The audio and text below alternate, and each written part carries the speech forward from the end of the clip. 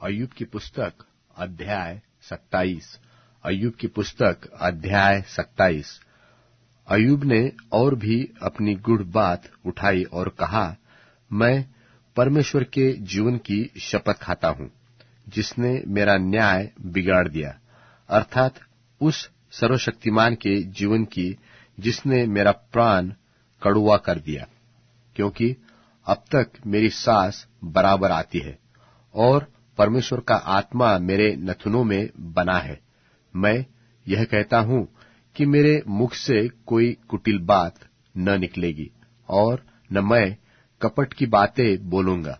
परमेश्वर न करे कि मैं तुम लोगों को सच्चा ठहराऊं। जब तक मेरा प्राण न छूटे तब तक मैं अपनी खराई से न हटूंगा।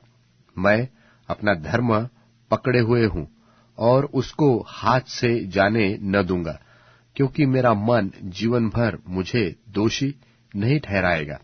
मेरा शत्रु दुष्टों के समान और जो मेरे विरुद्ध उठता है वह कुटिलों के तुल्य है।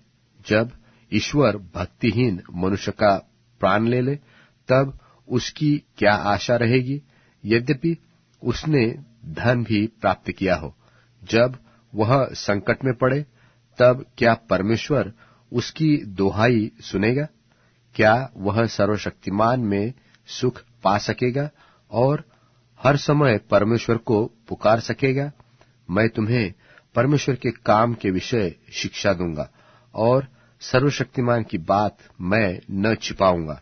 देखो, तुम लोग सब के सब उसे स्वयं देख चुके हो, फिर तुम व्यर्थ विचार क्यों पकड़े रहते हो?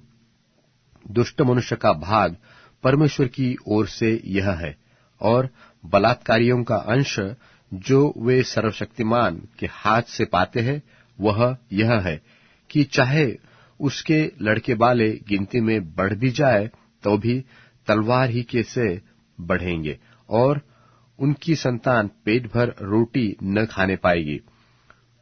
उसके जो लोग बच जाए वे कब्र को पहुंचेंगे और उसके यहाँ की विधवाएं न रोएंगी।